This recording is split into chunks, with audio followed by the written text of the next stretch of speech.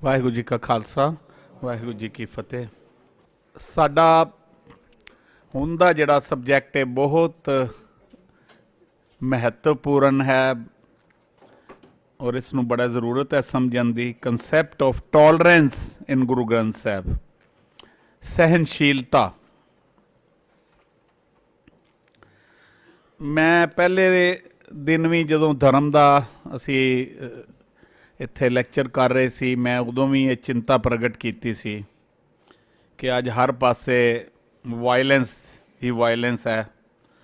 ਖਾਸ ਕਰਕੇ ਸਾਡੇ ਬੱਚੇ, ਸਾਡੇ ਨੌਜਵਾਨ ਪੂਰੇ ਵਿਸ਼ਵ ਵਿੱਚ ਅੱਜ ਬਹੁਤ ਵੱਡੇ ਚਿੰਤਨ ਹੋ ਰਹੇ ਨੇ ਕਿ ਕੀ ਕਾਰਨ ਹੈ ਜਿਹੜੀ ਇਤਨੀ ਅਨਰੈਸਟ ਹੈ ਇਸ ਪੂਰੇ ਵਰਲਡ ਦੇ ਵਿੱਚ।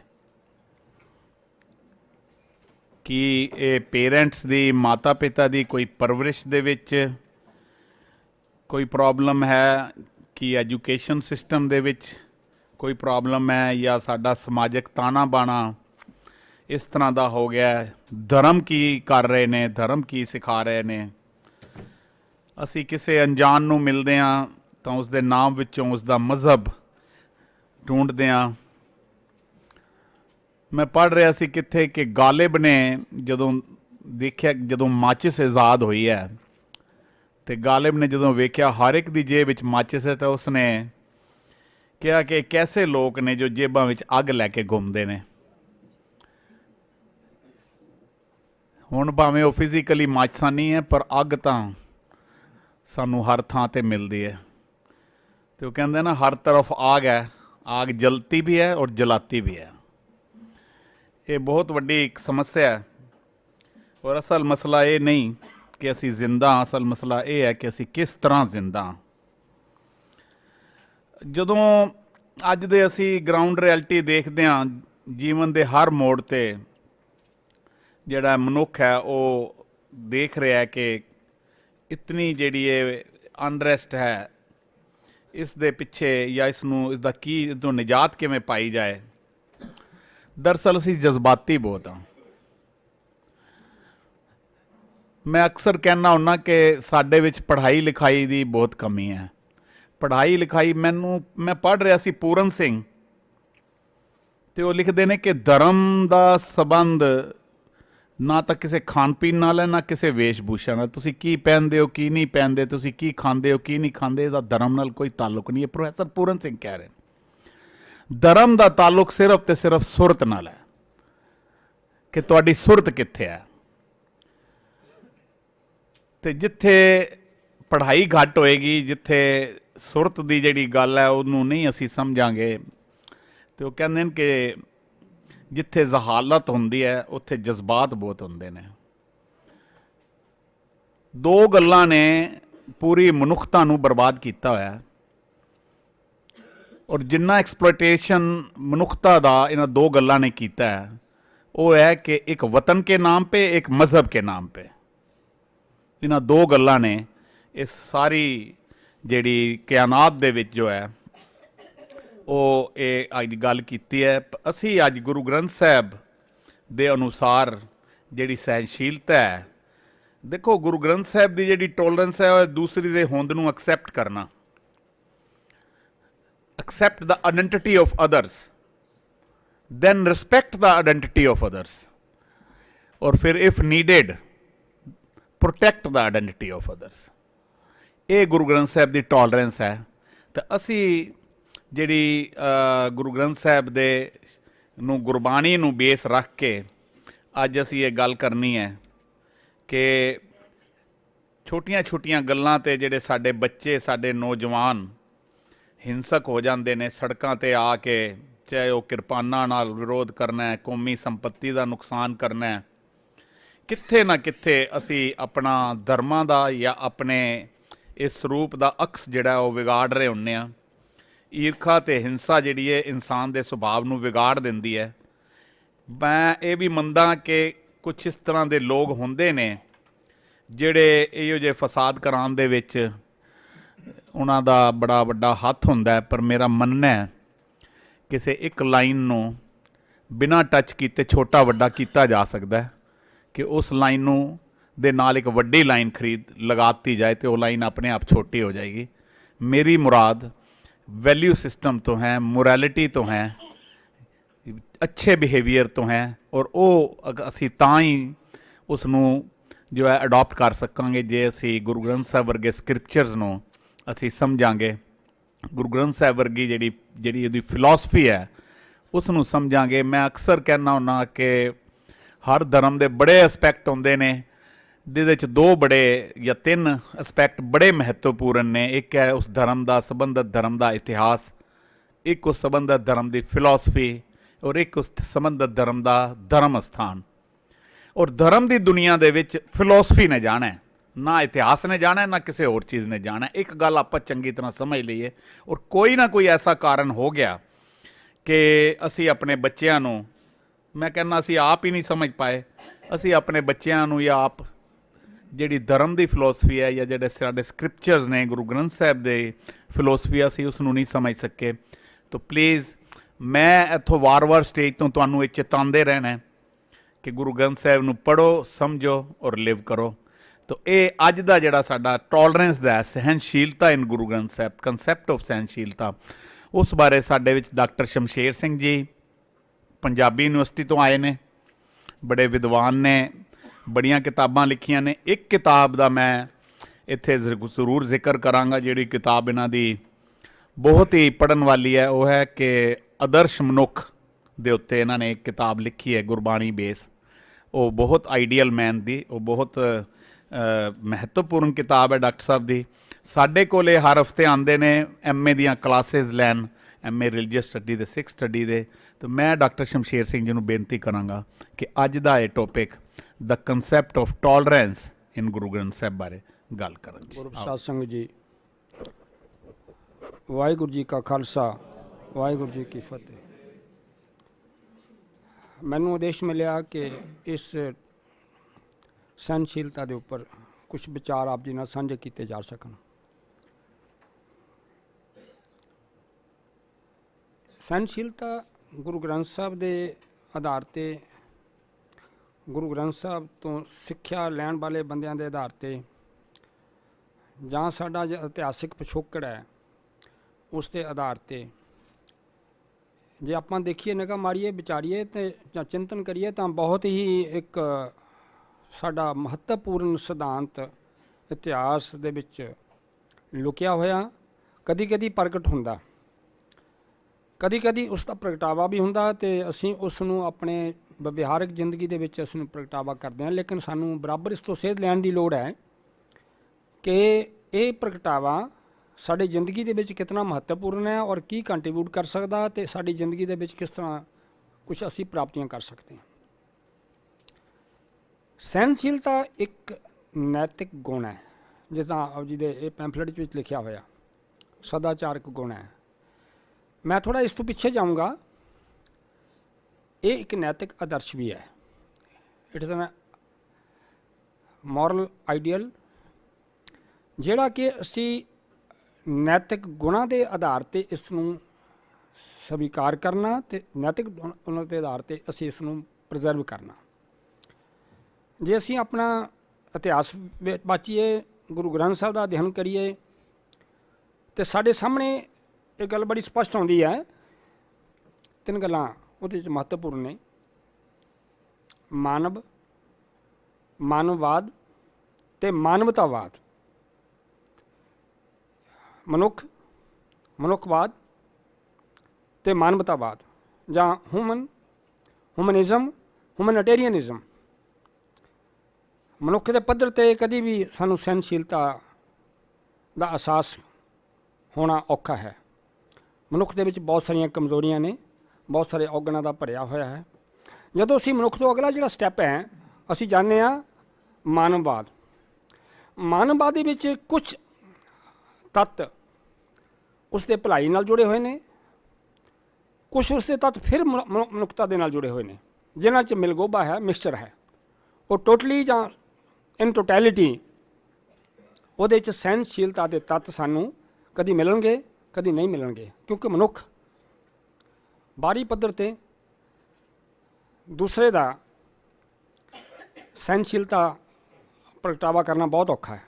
ਤੀਸਰਾ ਸਟੇਜ ਹੈਗੀ ਆ ਮਾਨਵਤਾਵਾਦ, ਹਿਊਮਨਿਟੇਰੀਅਨਿਜ਼ਮ। ਤੋ ਜਿਹੜਾ ਮਾਨਵਤਾਵਾਦ ਦਾ ਆਧਾਰ ਹੈ ਉਹ ਧਰਮ ਗ੍ਰੰਥ, ਧਾਰਮਿਕ ਇਤਿਹਾਸ, ਧਾਰਮਿਕ ਮਹਾਂਪੁਰਸ਼ਾਂ ਦਾ ਜੀਵਨ ਸਾਡੇ ਲਈ ਪ੍ਰੇਰਨਾ ਸਰੋਤ ਹੈ। ਤੋ ਮਾਨਵਤਾਵਾਦ ਆਪਾਂ ਕਹਿਣ ਨੂੰ ਇੱਕ ਸਿਧਾਂਤਿਕ ਤੌਰ 'ਤੇ ਕਥਨ ਕਰਨਾ ਉਹ ਵੱਖਰੀ ਗੱਲ ਹੈ। ਮਾਨਵਤਾਵਾਦ ਦੇ ਵਿੱਚ ਉਸ ਸਹਿਣਸ਼ੀਲਤਾ ਨੂੰ ਲੱਭ ਕੇ ਉਸ ਦਾ ਪ੍ਰਗਟਾਵਾ ਕਰਨਾ ਇੱਕ ਵੱਖਰੀ ਗੱਲ ਹੈ। ਤੁਸੀਂ ਵੇਖੋਗੇ ਗੁਰਬਾਣੀ ਨੇ ਜਾਂ ਗੁਰੂ ਗ੍ਰੰਥ ਸਾਹਿਬ ਨੇ ਜਾਂ ਸਾਡੇ ਇਤਿਹਾਸ ਨੇ ਤਿੰਨ ਚੀਜ਼ਾਂ ਸਾਡੇ ਸਾਹਮਣੇ ਰੱਖੀਆਂ ਨੇ। ਉਹ ਮੈਂ ਤਿੰਨ ਚੀਜ਼ਾਂ ਤੁਹਾਡੇ ਨਾਲ ਸ਼ੇਅਰ ਕਰਾਂਗਾ। ਅਹਿਲੇ ਕਿਤਾਬ ਸਾਡਾ ਗੁਰੂ ਗ੍ਰੰਥ ਸਾਹਿਬ। ਗੁਰੂ ਸਾਹਿਬ ਨੇ ਜਦੋਂ ਇਸ ਦਾ ਅਹਿਸਾਸ ਹੋਇਆ ਕਿ ਸਿੱਖ ਧਰਮ ਦੇ ਵਿੱਚ ਸਦਾਚਾਰਕ ਗੁਣ, ਅਧਿਆਤਮਕ ਗੁਣ, ਆਰਥਿਕ ਸਦਾਚਾਰ ਦੇ ਤੱਤਾਂ ਦਾ ਪ੍ਰਗਟਾਵਾ ਤਾਂ ਆਪਣੇ ਪ੍ਰਚਾਰ ਪ੍ਰਸਾਰ ਦੇ ਵਿੱਚ ਕਰਦੇ ਰਹਿੰਦੇ ਸਨ। ਗੁਰੂ ਨਾਨਕ ਸਾਹਿਬ ਤੋਂ ਲਾ ਕੇ ਔਨਵਰਡ ਹੁੰਦਾ ਰਿਹਾ, ਲੇਕਿਨ ਉਹਨਾਂ ਦਾ ਜਿਹੜਾ ਜੀਵਨ ਸੀ ਉਹ ਇਤਿਹਾਸ ਸਾਡੇ ਸਾਹਮਣੇ ਸੀ। ਲੇਕਿਨ ਉਹਨਾਂ ਦੀ ਗੁਰਬਾਣੀ ਦੇ ਵਿੱਚ ਸਾਨੂੰ ਸਭ ਤੋਂ ਪਹਿਲਾਂ ਅਹਿਲੇ ਗ੍ਰੰਥ ਗੁਰੂ ਗ੍ਰੰਥ ਸਾਹਿਬ ਜਿੱਥੇ ਪ੍ਰਕਾਸ਼ ਹੋਇਆ, ਅਹਿਲੇ ਮਕਾਮ ਸਾਡਾ ਕੇਂਦਰ, ਸਾਡਾ ਕੇਂਦਰ ਸਭ ਤੋਂ ਪਹਿਲਾਂ ਜਿੱਥੇ ਪ੍ਰਕਾਸ਼ ਹੋਇਆ, ਉਹਦੇ ਬਾਰੇ ਗੁਰਬਾਣੀ ਨੇ ਕਥਨ ਕੀਤਾ, ਡਿਠੇ ਸਭੇ ਥਾਮ ਨਹੀਂ ਤੁਧ ਜਿਹਾ। ਇਹਦੀ ਵਿਲੱਖਣਤਾ ਜਾਂ ਯੂਨੀਕਨੈਸ ਕਿਸ ਗੱਲ ਵਿੱਚ ਹੈ? ਅਹਿਲੇ ਮਕਾਮ ਕਿਹਨਾਂ ਗੱਲਾਂ ਵਿੱਚ ਹੈ? ਸਾਰੇ ਧਰਮ ਗ੍ਰੰਥ ਆਪਣਾ ਆਪਣਾ ਧਰਮ ਪ੍ਰਚਾਰ ਕਰਦੇ ਨੇ, ਮੁਬਾਰਕ ਹੈ।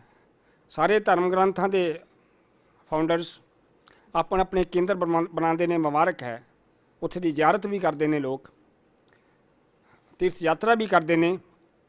ਲੇਕਿਨ ਜੇ ਗੁਰੂ ਗ੍ਰੰਥ ਸਾਹਿਬ ਦਾ ਕੇਂਦਰ ਜਿੱਥੇ ਪਹਿਲਾ ਪ੍ਰਕਾਸ਼ ਹੋਇਆ, ਤਾਂ ਅਹਿਲੇ ਮੁਕਾਮ ਜਿਹੜਾ ਸਾਡਾ ਹਰਿਮੰਦਰ ਸਾਹਿਬ ਹੈ, ਉਸ ਦੀ ਵਿਲੱਖਣਤਾ ਕਿਸ ਗੱਲ ਵਿੱਚ ਹੈ? ਉਹ ਕਿਸ ਤਰ੍ਹਾਂ ਸਾਨੂੰ ਸਹਿਣਸ਼ੀਲਤਾ ਦਾ ਪ੍ਰਗਟਾਵਾ ਕਰਦੀ ਹੈ? ਉਹ 'ਚ ਕਿਸ ਤਰ੍ਹਾਂ ਸਹਿਣਸ਼ੀਲਤਾ ਦੀ ਸਾਨੂੰ ਪ੍ਰੇਰਨਾ ਮਿਲਦੀ ਹੈ? ਉਸ 'ਤੇ 4 ਦਰਵਾਜ਼ੇ ਚੌਹਾਂ ਪਾਸਿਆਂ ਨੂੰ ਸਾਰੀ ਮਾਨਵਤਾ ਨੂੰ ਵੈਲਕਮ ਕਰਦੇ ਨੇ। ਗੁਰਬਾਣੀ ਵਿੱਚ ਕਥਨ ਹੈ ਕਿ ਗੁਰੂ ਸਾਹਿਬ ਨੇ ਜਿਹੜਾ ਉਪਦੇਸ਼ ਹੈ 4 ਵਰਨਾਂ ਨੂੰ ਸਾਂਝਾ ਦਿੱਤਾ। ਤੋ 4 ਵਰਨਾਂ ਨੂੰ ਜਿਹੜਾ ਉਪਦੇਸ਼ ਸਾਂਝਾ ਦਿੱਤਾ ਇੱਕ ਥਿਊਰੀ ਆ, ਇੱਕ ਸਿਧਾਂਤ ਹੈ, ਇੱਕ ਉਪਦੇਸ਼ ਹੈ। ਲੇਕਿਨ ਉਹਦਾ ਜਿਹੜਾ ਮੁਕੱਦਸ ਕੇਂਦਰ ਉਹ ਪ੍ਰਗਟਾਵਾ ਕਰਦਾ ਸਹਿਣਸ਼ੀਲਤਾ ਦਾ, ਉਹ ਅਸੀਂ ਕਿਸ ਤਰ੍ਹਾਂ ਆਪਣੇ ਆਪ ਨੂੰ ਪ੍ਰਗਟ ਕਰਾਂਗੇ ਕਿ ਅਸੀਂ ਸਾਰੇ ਇੱਕੋ ਜਗ੍ਹਾ ਬੈਠ ਸਕਦੇ ਹਾਂ, ਇੱਕੋ ਜਗ੍ਹਾ ਬੈਠ ਕੇ ਅਸੀਂ ਉਸ ਦਾ ਉਪਦੇਸ਼ ਸੁਣ ਸਕਦੇ ਹਾਂ। ਤਾਂ ਸਭ ਤੋਂ ਪਹਿਲਾਂ ਜੋ ਸਾਨੂੰ ਮੁਕੱਦਸ ਮਿਲਿਆ, ਸਾਨੂੰ ਕੇਂਦਰ ਮਿਲਿਆ, ਉਹ ਹਰਿਮੰਦਰ ਸਾਹਿਬ ਮਿਲਿਆ। ਉਹਦੇ ਮਹਾਰਾਜ ਨੇ ਬਹੁਤ ਸਾਰੇ ਗੁਣ ਗਾਇਨ ਕੀਤੇ ਨੇ।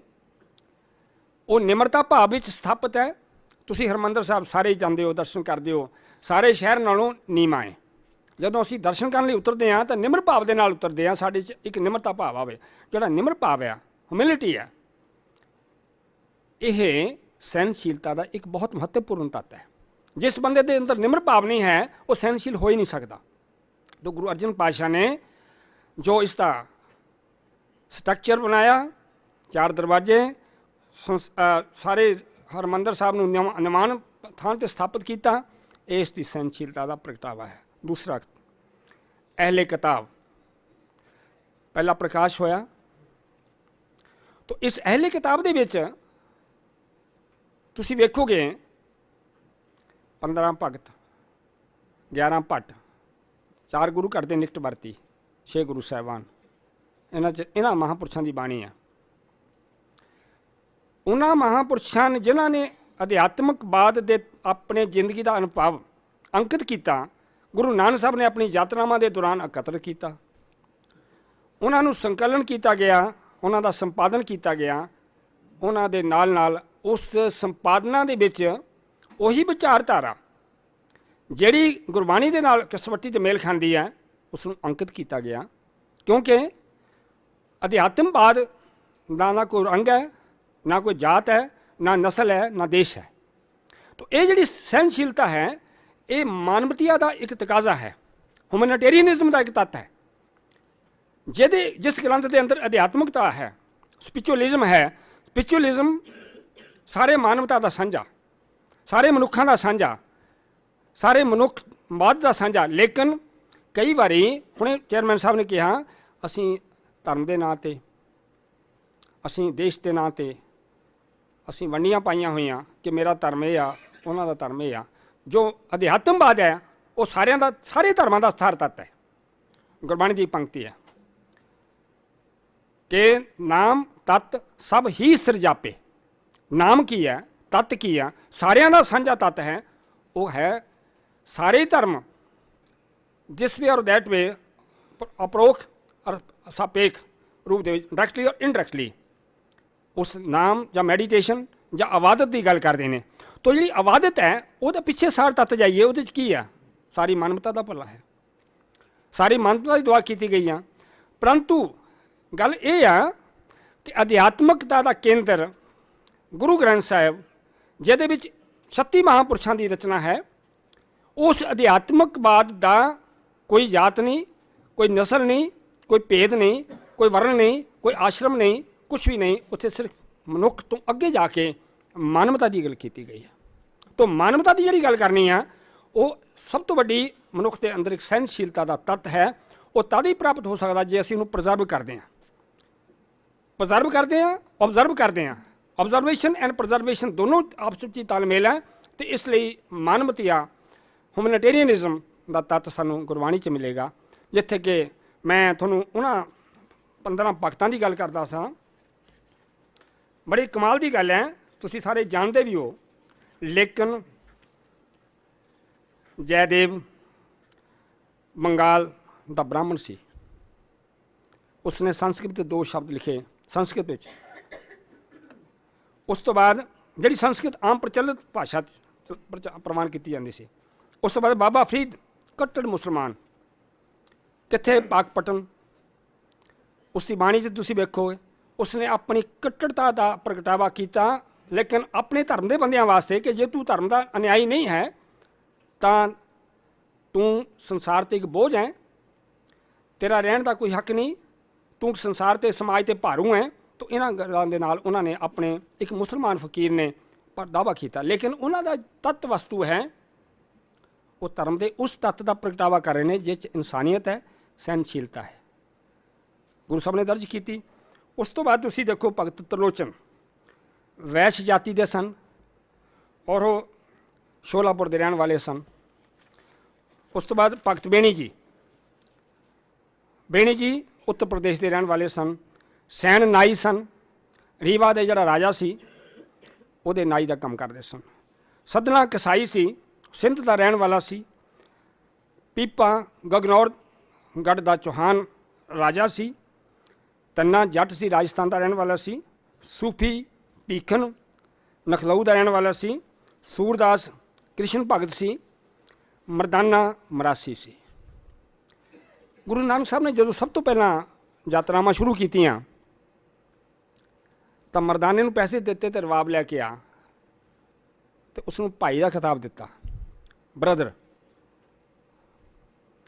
ਸਵਾਮੀ ਵਿਵੇਕਾਨੰਦ ਜੀ ਜਦੋਂ ਸ਼ਿਕਾਗੋ ਗਏ 1895 ਵਿੱਚ ਵਰਲਡ ਰਿਲੀਜਨ ਕਾਨਫਰੰਸ ਹੋਈ, ਉਸਨੇ ਜਦੋਂ ਸਾਰੇ ਉੱਥੇ ਡੈਲੀਗੇਟਸ ਨੂੰ ਐਡਰੈਸ ਕੀਤਾ, ਮਾਈ ਬ੍ਰਦਰਸ ਐਂਡ ਸਿਸਟਰਸ, ਅਤੇ ਮੇਰੇ ਖਿਆਲ 2-3 ਮਿੰਟ ਤਾੜੀਆਂ ਵੱਜਦੀਆਂ ਰਹੀਆਂ।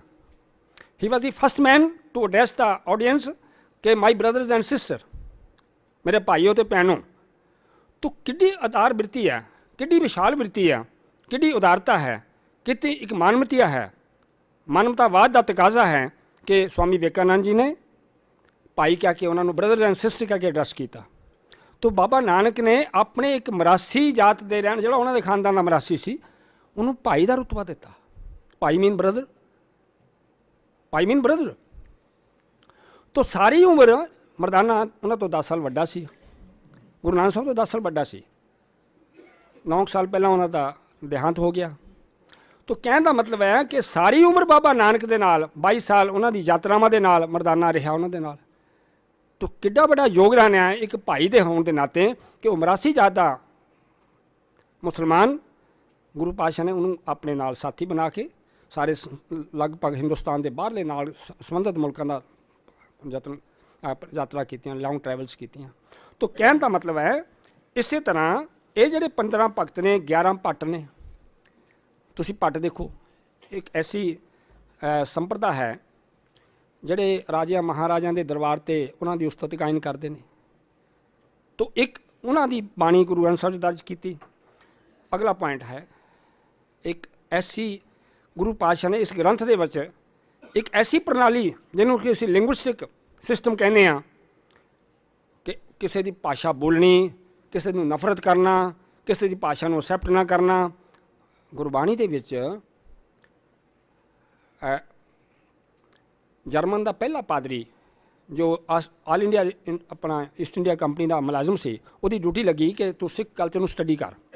तो सिख कल्चर स्टडी करने वास्ते उसने गुरमुखी सीख ली, फिर नाल विद्वानां नूं गठ लिया। तो ट्रांसलेशन करन लग्या भावें गलत किया, उस तो बाद फरीदकोट वाला टीका साडे होंद विच आया। महाराजा फरीदकोट ने उसनूं बड़ा सीरीयसली लिया कि साडा टीका अनर्थ हो रहे हैं, तो साडा एक प्रमाणिक टीका होना चाहिए। जिहड़ा भी फरीदकोट वाला टीका सब तो पहला टीका होया ते उस दे विच इह इंग्लिश ट्रांसलेशन के रिएक्शन विच होया जिहड़ा मिस्टर ट्रंप ने किया। तो अर्नस्ट ट्रंप जिहड़ा सीगा उसने अपने प्रीफेस दे विच लिखिया कि गुरु ग्रंथ साहब एक ऐसा वाहद ग्रंथ है सिखां दा जिहड़ा सारी भारतीय भाषावां दा खजाना है। तो इतनी वड्डी सहनशीलता गुरु पातशाह दे अंदर कि उन्हां भगतां दी बाणी अपनी बाणी जिहदे विच सारियां भाषावां दा मिलगोभा है, किसी भाषा नूं किसी नूं समझाउण बुझाउण लई उन्हां दी शब्दावली विच अपना सिद्धांत देना बहुत बड़ी सहनशीलता है। असी भाषा के नाँ पर लड़ाइयाँ करते हैं, असी अपने इलाकों के नाँ पर लड़ाइयाँ करते हैं, असी अपने होर बहुत सारे जी वंड वितकरे उन्होंने नाँ पर लड़ाइयाँ करते हैं। तो मैं सिर्फ थानू एक संकेत मात्र कहना चाहना कि गुरबाणी के विच गुरु ग्रंथ साहब के विच सिंधी, दखणी, ब्रिज भाषा, खड़ी बोली, हिंदी, प्राकृत, गाथा, अपभ्रंश, मराठी, मैथिली, मगधी, भोजपुरी, मधुकड़ी, संस्कृति संस्कृत का बदलिया हुआ रूप है। उसके नाल फारसी, रेखता, जक अर्ज गुप्तम पेशतो गुरगोश्तम किरदार हक्का कबीर करीब तू बे ऐब परबरदिगार दुनिया मकामे फानी, रेखता बोली है गुरु नानक साहब की रचना है। तो वांगरू, बांगर देश, बागड़ी, तो 18-19 प्रकार दी भाषावां गुरु ग्रंथ साहब दे विच गुरु साहब ने शब्दावली उन्हां संतां भगतां ते खास करके गुरु नानक साहब की जिहड़ी रचना है उहदे च सानूं महाराज ने बहुत बड़ा ट्रैवल किया। उस सानूं बहुत सारी शब्दावली इन्हां भाषावां दे नाल जुड़े हुए शब्द मिलणगे। गुरु महाराज ने बहुत सोहणे उन्हां लोकां दी भाषा दे विच गल कीती। जे नाथ जोगियां ने गए हाँ तां नाथ जोगियां दी भाषा वरती आ, सुनन की गल की, रिधियां सिद्धियां की गल की, तो वह भाषा के नाल नाल जिहड़ा उच्चारण किया राग रामकली राग सिद्धगोश सिद्धां का सब तो प्रिय राग है। तो गुरु पातशाह ने इतनी सहनशीलता के नाल जिहड़ा वो रामकली राग वरतिया वो सिद्धां का प्रिय राग होने करके सिद्धगोष्ठ उहदे विच लिखी है। तो कहण दा भाव गुरु साहब ने भाषा के संबंध में कितनी उदारता वरती है तो उसके नाल सारे उस हिंदुस्तान दियाँ प्रचलित भाषावां उप भाषावां डायलैक्टिकल लैंग्वेजिस जिहड़ियां प्रकृतिक लैंग्वेजिस कहने आ उन्हां दा भी उन्होंने प्रयोग किया ताकि इस यूनीवर्सल मैसेज नूं समझाया तो बजाया जा सके। क्योंकि ये मानवता ले लिया। होर वड्डी गल मैं इत्थे इशारे मात्र कहना चाहुंदा, गुरु ग्रंथ साहब दे विच सिर्फ पंजाब नूं एड्रैस नहीं किया, हिंदुस्तान नूं एड्रैस नहीं किया, सारी मानवता नूं एड्रैस किया। गुरु अमरदास पातशाह कहंदे ने जगत जलंदा रख लै अपनी किरपा, जगत की गल करते। गुरु पातशाह कहंदे ने सभे सांझी वाल सदाइन, गुरु अर्जन पातशाह सभे सांझी, किसी खास मनुख नूं नहीं, किसी खास सूबे नूं नहीं, किसी खास देश नूं नहीं। हाँ, गुरु नानक साहब ने जो देश प्यार प्रगटाया बाबर के हमले वेले हिंदुस्तान शब्द महाराज ने 2 बारी वरत्या बाबर बाणी सिमथी अर्ज की है, हिंदुस्तान शब्द वरत्या नाल रब नूं उलामा देता, नाल बाबर दियाँ उनताइयां का जिक्र किया। तो उस सफ़र कौन कर रहे हैं? मुसलमान तो हिंदू। उस वक्त 2 ही सन हिंदुस्तान जिहड़े उस शिकार होए हमले का। तो मुसलमान तो हिंदू दोनों का जिक्र किया गुरु पातशाह ने। तो तो कहने का भाव है कि इस उदारवादी बिरती, उदारता, लिबरलिज्म, स्वतंत्रता, ये सहनशीलता के नाल जुड़े हुए तत्व ने। निम्रता इस विच अहम तत्व है जिस विच निम्रता भाव के नाल असीं सहन कर सकते हैं। तो टॉलरेंस जिहड़ी है ये इन्ना नहीं है कि आप इनू स्टेट बे आप स्टेटमेंट के तौर पर स्वीकार कर लीए। सहनशीलता की एक लिमिट है, सहनशीलता की एक लिमिट है। गुरु अर्जन पातशाह ने गुरु ग्रंथ साहब संकलन ते संपादन करना शुरू किया, एक जनरल ऑर्डीनेंस जारी किया कि असीं एक ऐसा ग्रंथ तैयार कर रहे हैं जिहदे विच महापुरुषों की रचना नूं अंकित करांगे और छानबीन करके कसवट्टी ते पढ़ के जिहड़ी साडा अध्यात्मवाद है, स्पिरिचुअलिज्म आ। 4 भगत लाहौर तो आए, मेरे सब जानते हो आप जी, ठीक है ना। वो 4 भगतों की रचना जिहड़ी सी, बाणी तो नहीं सी, रचना सी। उन्होंने 4 भगतों की जो रचना गुरु अर्जन पातशाह ने सुनी, उन्होंने सत्कार दिता, बिठाया, उन्होंने रचनावां सुनिया, उन्होंने सब तो महत्वपूर्ण रचना सुनी, लेकिन रिजैक्ट कर दिता। उत्थे टॉलरेंस नहीं है, क्योंकि वो कोई कंप्रोमाइज़ नहीं। जिथे सच्चाई की गल है उत्थे कोई कंप्रोमाइज़ नहीं। सच की आवाज़ नूं सुनाउण लई, सच सुनाई सी सच की वेला, गुरु पातशाह ने टॉलरेंस की एक लिमिट है, उसका एक दायरा है, उसका एक स्टेटस है, उसका एक स्टैंडर्ड है। तो गुरु पातशाह ने उस टॉलरेंस इत्थे नहीं है, इत्थे कोई समझौता नहीं है कि जे उन्हों की रचना गुरबाणी के विचारधारा के नाल मेल नहीं खाती, उन्होंने बहुत निम्रता भाव नाल कहता कि जिथे भगत पीलू कहता, पीलू असां नालों से भले जो जमदियां मोए, चिक्कड़ पैण ना बोड़ियो से अलूद पए। जमना तो मरना ये कोई निराशावादी एटीट्यूड नहीं है। हुणे तुहानूं मेरे वीर ने अपने प्रवचन दे विच गल कीती सी मनुखा जन्म, चेयरमैन साहब ने इशारा किया, तो मनुखता परमात्मा की एक बहुत सुंदर किरत है। Man is not a creation of God, man is more than creation of God, man is a manifestation of God.